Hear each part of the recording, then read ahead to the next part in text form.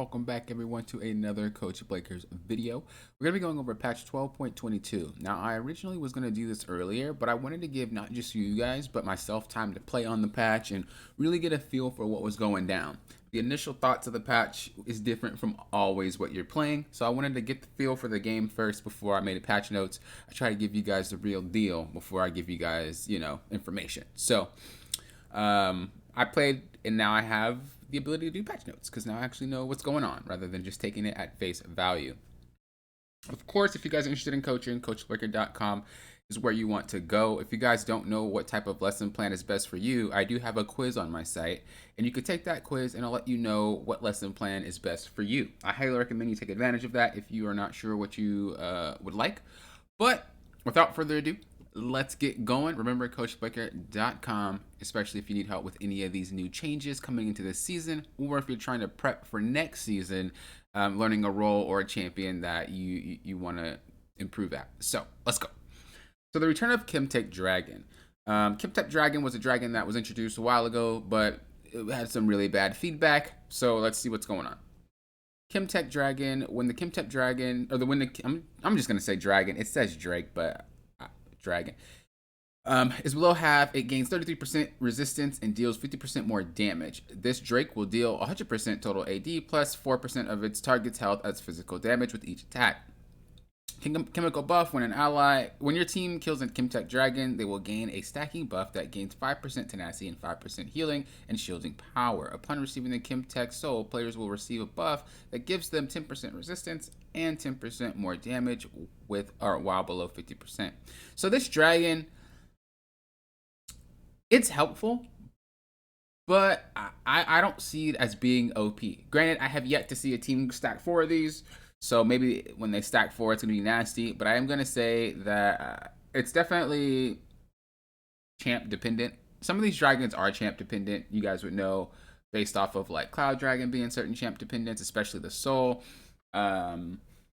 Infernal Dragon, I think, just helps everybody, right? But Mountain Dragon helps really only bruisers or tank. Like, certain dragons just help different champions. And so this one definitely really helps with those bruisers. The fact that you have the tenacity plus healing and shielding power, a lot of champions, and I do know this for a fact, healing and shielding does go towards your items. So if you have Sterix Gauge, you get 5% more of that shield. If you have Mama Mortius, again, 5% more of that shield. So champions that tend to build on the healing and shielding power from whether it be their conqueror, whether it be runes, masteries, items, things like that. This does benefit them quite a bit. If you're a tank, I don't really think it does too much for you.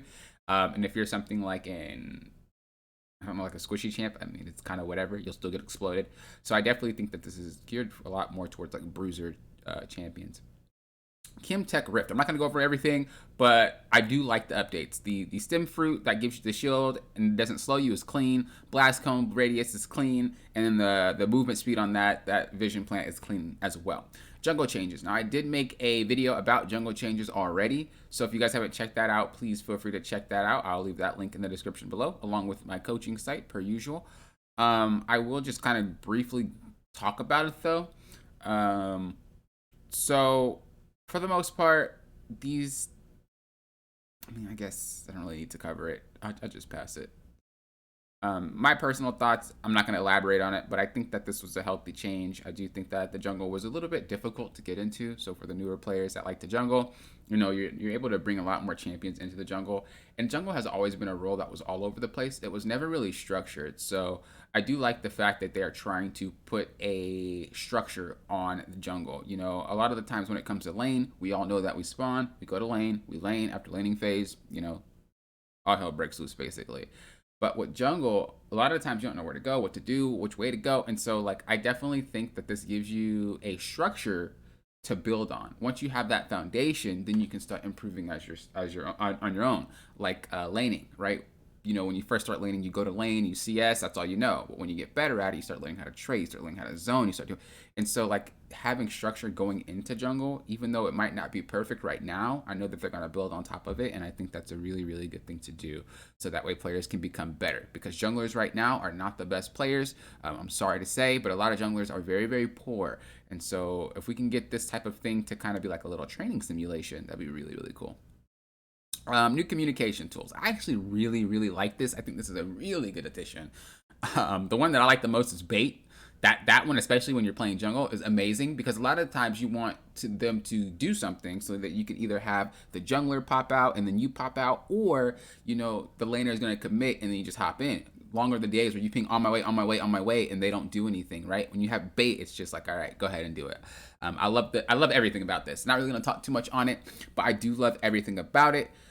Pretty much we have. Do they have the pings? Do they show it? Aren't they showing it? Well, I mean, there's careful, on my way, assist, bait. I think this one's push. This one's like defend, and this one is like all in or something like that. Yeah, push, all in, hold, bait. Yep, exactly what I just said. I was looking for this, but I couldn't find it.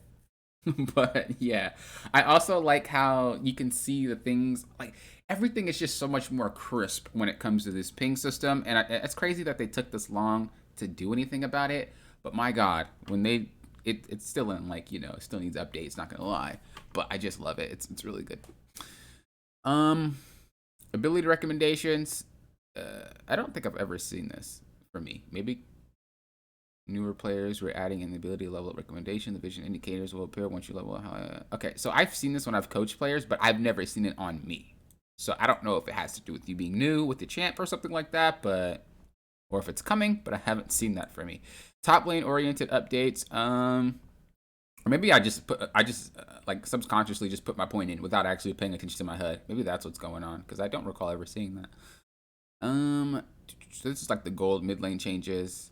We'll also be making some adjustments to help top laners scale better relative to other lanes and hit those key item and level breakpoints faster relative to mid and bot. TLDR, mid and top are getting a bit more XP, bot duo is getting a bit less, and mid is getting a bit less gold.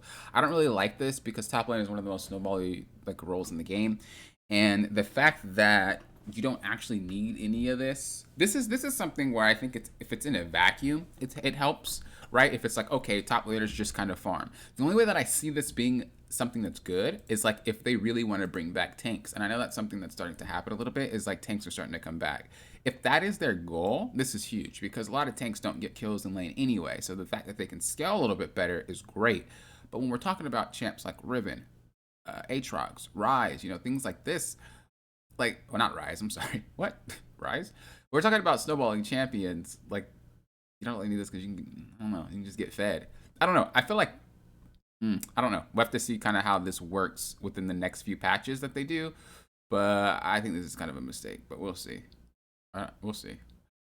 New and updated items. So this is definitely a reason why I wanted to wait to go over this type of stuff because I wanted to know what it was like.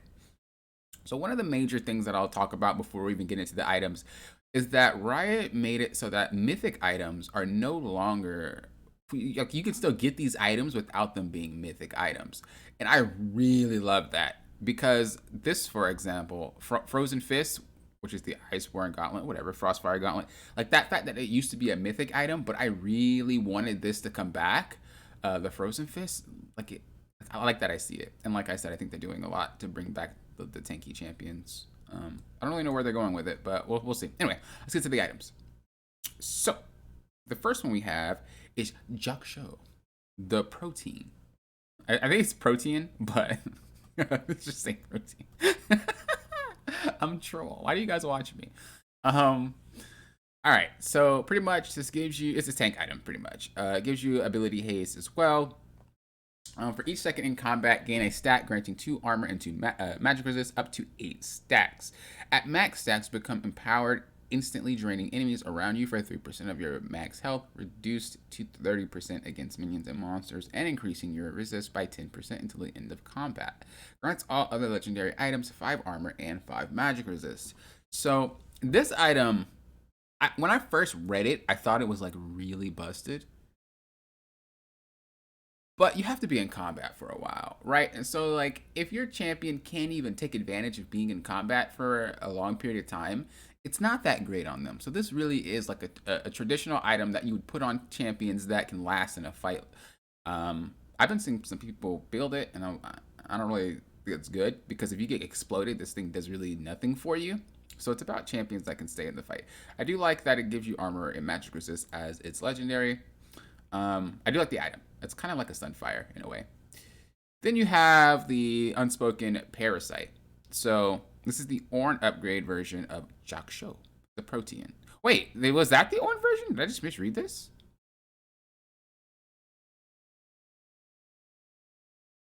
No, no, no. They didn't take it away. I'm griefing. So when I didn't like actually read through the notes when I looked at it, I just thought that they did it. But now that I'm reading it, this is just the Ornn upgraded version. They didn't actually bring back. They just removed some of these mythics, but they didn't like make it so you can build the non-mythic. Man, I thought that's what they did. Oh, that makes me kind of sad. I'm not gonna lie. That makes me kind of sad. I'm not even gonna go over it. It's just bonus stats, but that makes me sad, man. Dang. I didn't really think about it until now. Because I didn't really buy it because I wasn't playing champs that would buy that item anyway. But I don't know. I guess I didn't pay attention to it. I just assumed. I guess I was just like, well, they did that. Dang, that sucks, man. That'd be really cool if they did that. I think what happened is when I got in the game and I bought Sunfire and I was like, oh, that's not a mythic anymore. That's what I thought. And so originally, I thought that all of them were like that, but it wasn't. Okay, yeah, I agree with myself. I'm sorry. Dang, that sucks. It's just the Ornn update or the Ornn version. Okay, so become a shining light and lead the charge as a beacon of hope for your allies. Radiant Virtue. Um, Guiding Light. Upon casting your ultimate, you transcend, increasing your max health by 10% for 9 seconds. While transcended, you and allies within 120 range, 1,200 range of you gain 15 non-ultimate ability haste and heal for 1% of your max health every 3 seconds. Increased by up to 100% based on the champion's missing health. 60% cooldown. So I don't know if players didn't like use this correctly when I went against it, but this thing seems busted. But it didn't seem busted when I played against people. I personally never used this item, but it just seemed like it was nuts. But I didn't use it properly, I'm gonna assume. Maybe the people weren't in range. I don't know. I don't know. But the description just seems like it's nuts. And again, in game it doesn't seem like it's nuts at all. So maybe I'll start seeing people understand how to play with it more. But as of now, I just haven't seen it. But I think it's really cool. It gives you health, it gives you armor, magic, resistability haste. So again, this is just a kind of another tank item, whether it be a support item. I would assume that it'd be really good on things that are that are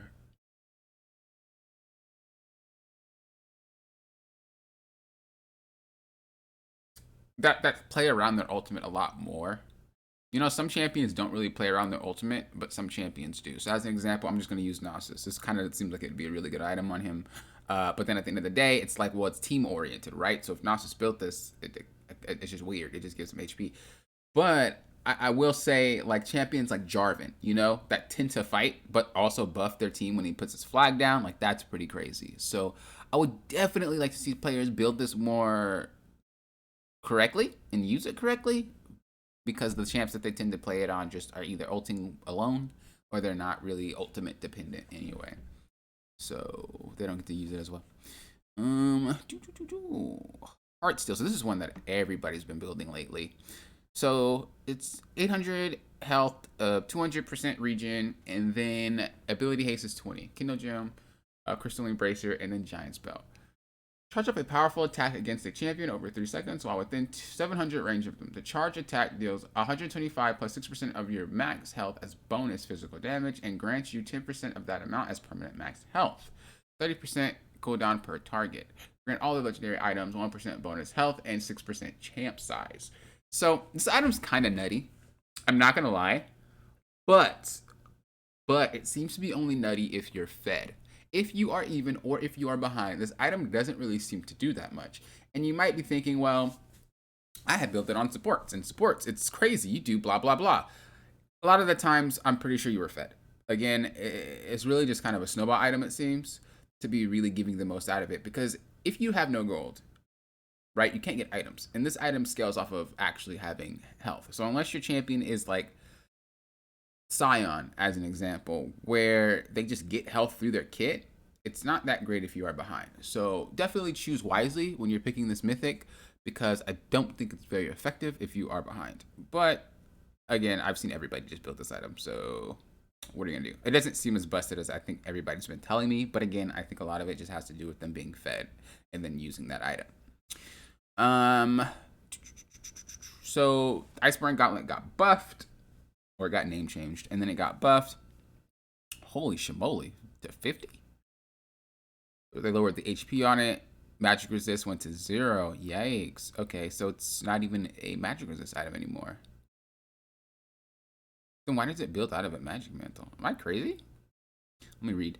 After using an ability, your next attack enhances additional blah, blah, blah, blah. We know this. Enemies that move across the field are slowed. We know that. Your primary target is crippled. Applying 100% stronger slow on them and reducing their damage by 10 against you for... Okay. That is kind of busted.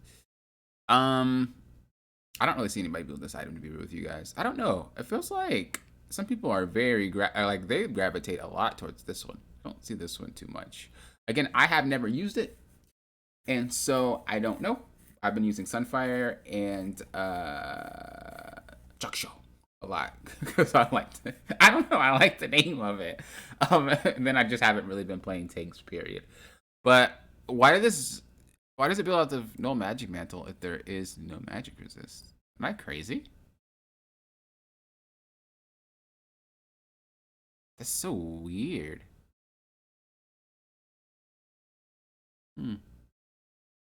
I guess this is why nobody built it, because it doesn't give you magic resist, maybe? I don't really ever see anybody build that item. Rod of Ages. This passive item gains 20 health, 20 mana, 4 ability power every minute, up to 10 times for a maximum of 200 health, 200 mana, and 40 ability power. Upon reaching max stats, gaining a level, and all effects of Eternity are increased by 50%. Note this will not increase the level cap of 18. Eternity, restore mana equal to 8% of premeditation damage taken from champions, and health equal to 20% of magic spent. Of mana spent. Up to 15 health per cast. Toggle abilities can only heal for up to 15 per second for every 250 health or mana.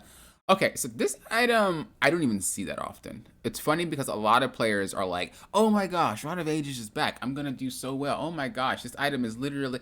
And then I don't really ever see anybody build it, and when they do, they're griefing. So I don't know that much to say on that item. Even back in the day, it was really towards champions that would scale really, really hard, and it would be towards champions to kind of play for the long haul of the game.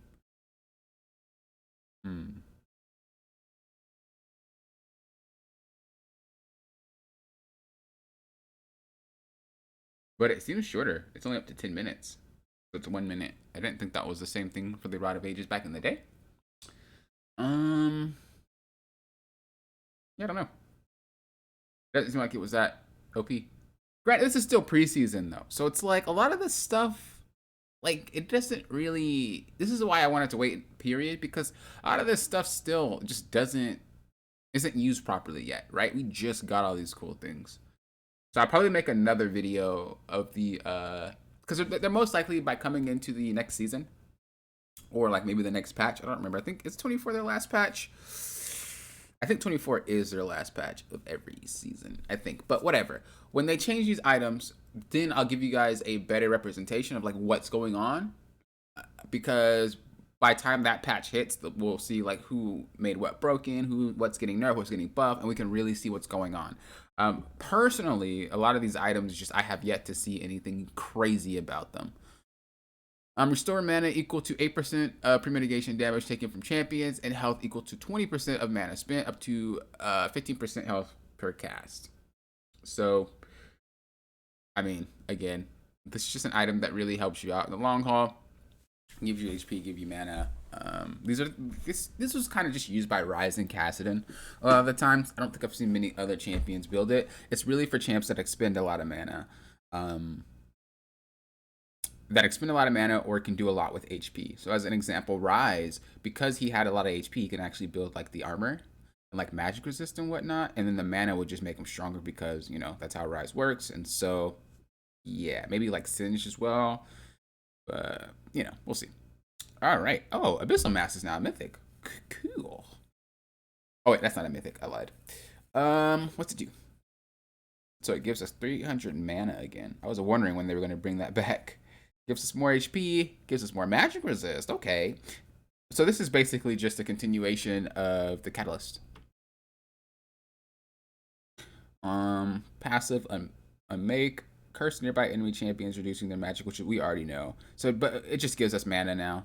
It just gives us mana, and HP. So, I think this was actually a good addition. The Abyssal Mass change. I like that. Randuin's Omen. Briefly slow nearby enemies by 55% for 2 seconds, and then critical strikes deal 20% less damage. I definitely think this is needed to be buffed. 100%. There's a lot of champions that did a lot of crit damage. Yone and Yasuo are obviously kind of the ones that come to mind, but there's a lot of champs that did crit damage, and like Randuin's did nothing to them. So I like that they're buffing this, and I hope to see that they even buff it more later, because crit is an issue, especially late game. Sunfire Aegis. So the Flame Touch has been removed. The rest of the stuff just remains the same. The Flame Touch was the thing where if you attack something, it will like do a burst of flame basically every time you hit them. So that's gone, but the rest is still there. And like I said, I'm glad this isn't a mythic anymore. I think this is one of the cooler items that wasn't a mythic. This is definitely a really, really good item. Turbo Kim Tank. Refill passive has been removed. Rather than a jungle-specific rush item, Kim Tank should now be possible mid to late game option for a tank looking to get a bit of extra engage potential. I haven't really seen many of this, to be honest with you guys. So maybe some people use it, but I don't know. I think it's cool that you don't have to like soak up a mythic spot for this, but again, there's not many champs that care about it, so we'll see. Just a small adjustment for Aegis, so it's just a gold cost. Ravenous Hydra, unique passive, gain an ominent for minion kills. Ooh, really? Increase to twice the amount of champion, large epic monsters, and siege minions.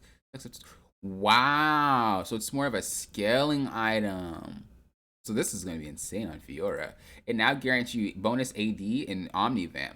Up to 24 AD and 4% Omnivamp. Lose half of these stacks on death. Oh, so it's like a AD. It's like an AD. What is it? I don't know if you guys have been around when Sword of the Occult was a thing, but it's like an AD version of Darksteel. That's pretty cool. I like that. Again, my champs don't use this. So I haven't built Ravenous Hydra in ages. But if you're a top laner, you probably build this almost every single game. I guess the only champ that can come close to this would be Warwick. Wow, that's insane though. This is really cool. I like this a lot. So it does more damage and less damage based off distance. And it's changed to 50% of total AD melee champions and 25%. So there is no based off distance anymore. Wow. Okay, right. Spear Shojin. Shojin is back. Become the AD caster you always wanted to be. So pretty much 65 AD, 300 HP, 20 ability haste. Non-ultimate spells gain an extra bonus AD. Ability haste for melee champions, and then ability haste for ranged champions. I'm not going to go to the numbers. Reduced to blah, blah, blah for melees, and then blah, blah, blah for ranged spells with immobilizing effects. Okay. So champs like, we're just going to say Morgana. The cooldown is different between like, it looks like by like Morgana's versus the pool. That's interesting. I've never seen them balance an item like that. Let me reread that. I don't know if spells gain blah, blah, blah. Reduced to blah, blah, blah, blah, for spells with immobilizing effects. Yeah, that's pretty much what it is. That's pretty crazy. I've never seen them like do that. I didn't know that was possible. To like have an item and then the item can tell if your champion has an immobilizing ability or not. That's pretty nuts, coding wise. Maybe it's not. Maybe I'm just a boomer. But I just did not know that was possible. Unique passive. Gain up to 50% melee, 10% range, movement speed based on your percent missing health. Okay, so I thought this was nuts. I feel like champs like Riven are going to be just bonkers. I haven't seen a Riven, ironically, but I think champs like Riven was going to be bonkers with this. Champs that cast, yes, but like the 15% or 10% movement speed, good lord almighty. Lucian, I mean, like the list goes on and on. Plus, you're getting HP and you're getting ability haste with this item. This is ridiculous. This item is nuts. Obviously, it can't be used on everything, but I feel like the champs that actually can push this thing to its full potential, it's a nutty item. Navori Quick Blades. This is somebody asking about this in my Discord. I have yet to see someone build this item as well. If you have at least 60% crit strike chance, your attacks reduce your non-ultimate cooldown by 50% of the remaining cooldown. Your abilities deal up to 20% increased damage based on your critical. What? A bit too niche of an item. We're adjusting it to make it compete with Affinity Edge. DPS for strong spells and lower cooldowns. Wow.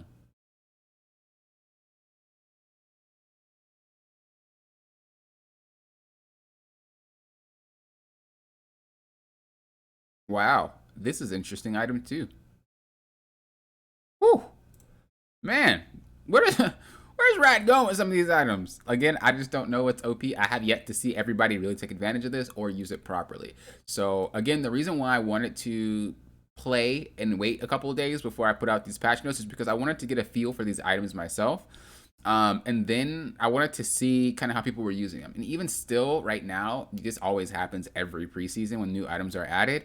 People don't use them properly. And so I don't really know what's OP, what's not OP. I just know by description. So this is why I wanted to wait. And I still just don't know. So I should have waited longer, but I didn't want to wait too long because the next patch will come out. And then this patch will be irrelevant. So, yeah.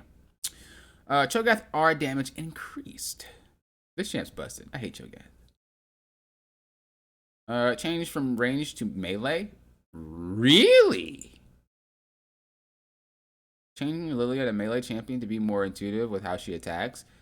We expect this to be a slight buff to her, so we are preemptively nerfing her passive. Huh. Huh. I don't really know what this means.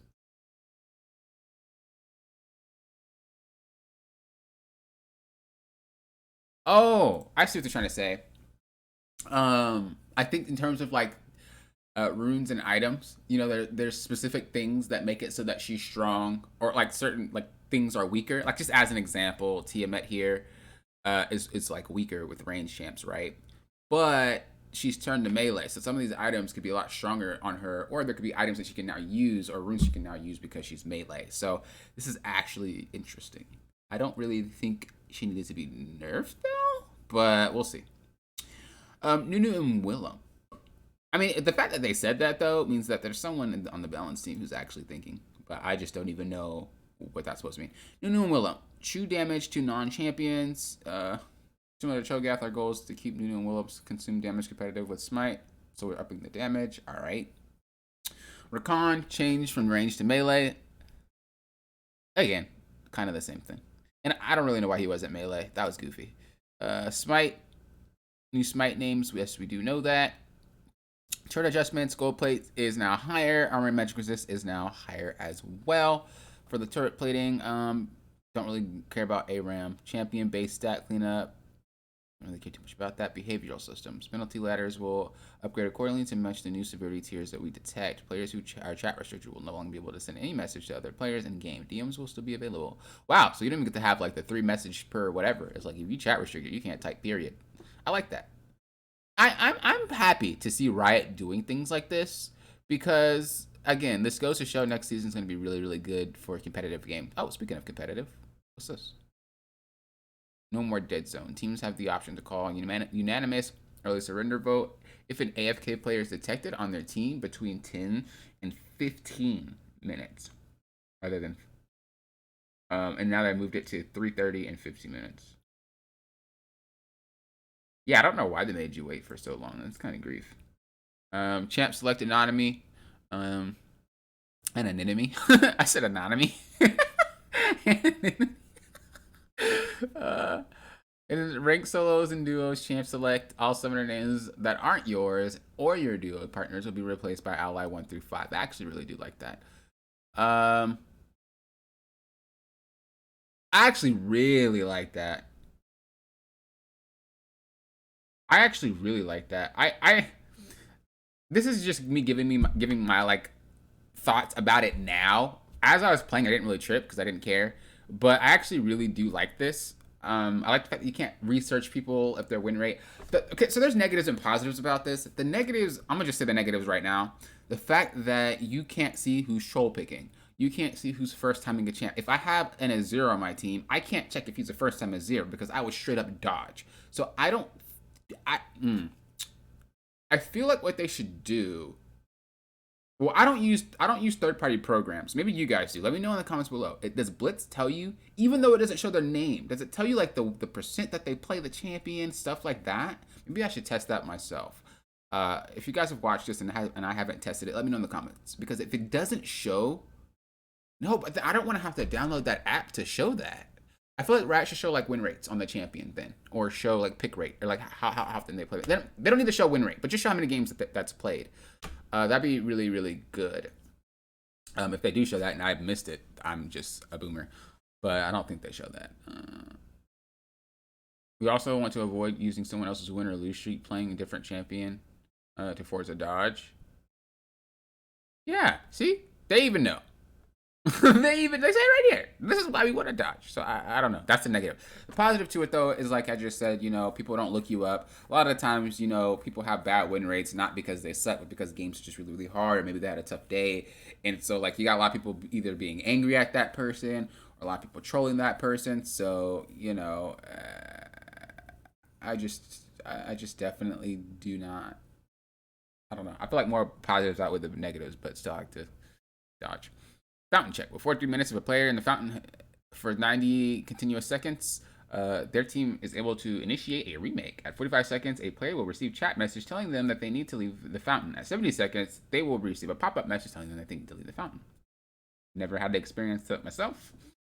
Epic Eternal series. I mean, more money. Mythic content. It is what it is. Season 2023 rewards.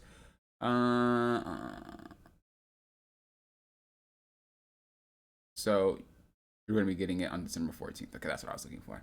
So for all of you that reached your ranked goals, congrats. For all of you that procrastinated and wanted to play till the end, I've been there. It sucks when you don't reach that goal, but maybe next time. I'm over here talking fast.